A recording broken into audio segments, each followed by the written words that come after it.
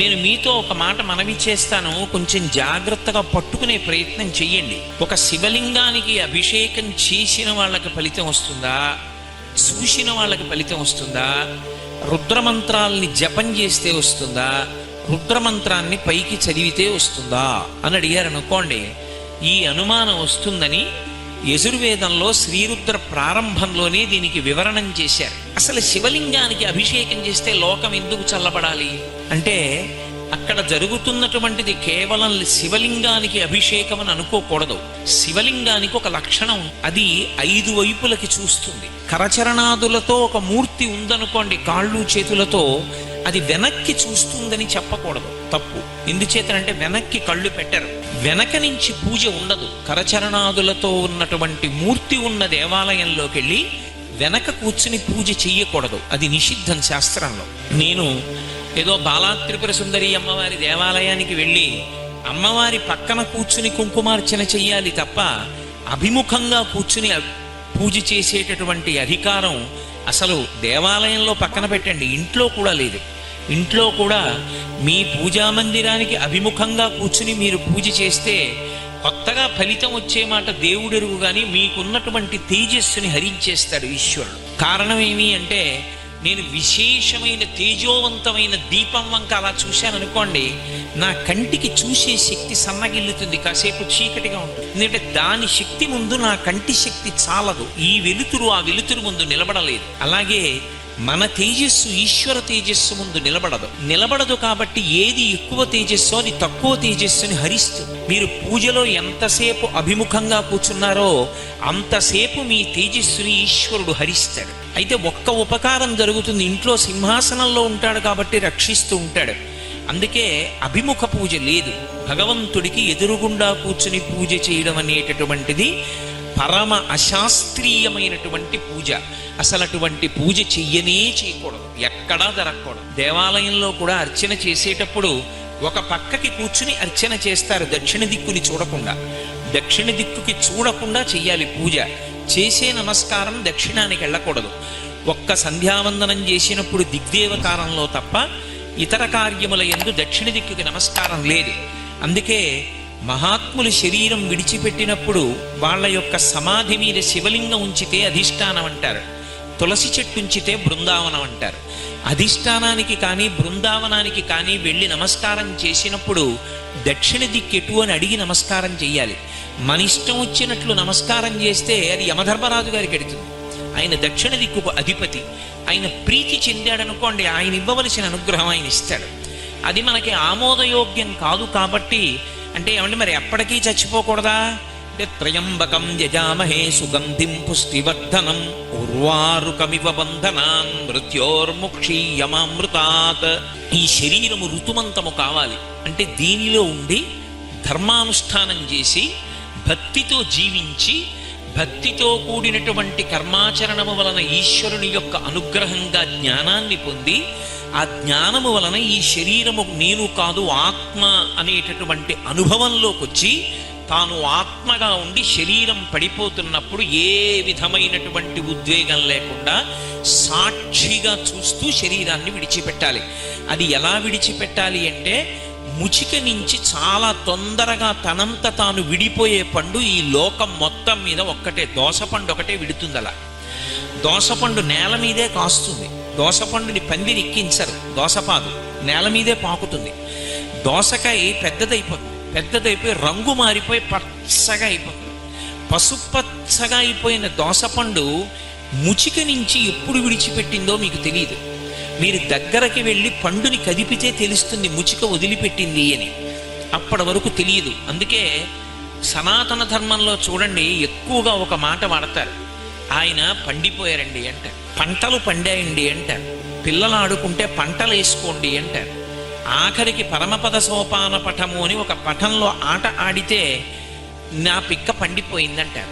పండిపోవడం అంటే ఏమిటంటే, బలవంతంగా ముచిక నుండి విడకూడదు, తనంత తాను ముచిక నుండి విడిపోవాలి. విడిపోయే ముందు రంగు మారిపోవాలి, లోపల ఉన్న గట్టి పదార్థం అంతా గుజ్జుగా అయిపోవాలి, తీయగా అయిపోవాలి. అయిపోయి తనంత తాను రాలి కింద పడిపోవాలి. దాన్ని పండిపోవడం అంటారు. పండిపోవడం అంటే జ్ఞానం కలగడం. ఆ జ్ఞానం కలిగే వరకు ఈ శరీరమునందు ఉండాలి. అంతేగాని ఇది అసత్యం కదండి అని దీన్ని పడగొట్టే ప్రయత్నం చెయ్యకూడదు. ఆత్మహత్య మహానేరం. అందుకే కాబట్టి దక్షిణ దిక్కుకు తిరిగి నమస్కారం చెయ్యకుండా ఒక్క 3 దిక్కులకే తిరుగుతారు. అందున ప్రత్యేకించి కరచరణాదులతో కూడినటువంటి మూర్తి ఉన్న దేవాలయంలో వెనక్కి వెళ్ళి నమస్కారం అసలు చేయరు, వెనక నుండి పూజ చెయ్యరు. కానీ ఒక్క శివలింగం దగ్గరికి వచ్చేటప్పటికి ఆయనకు ఒక పేరుంది వేదాంతంలో, అరూపరూపి అని పేరు శివలింగానికి. అరూపరూపి అంటే రూపము లేనివాడు, రూపం ఉన్నవాడు.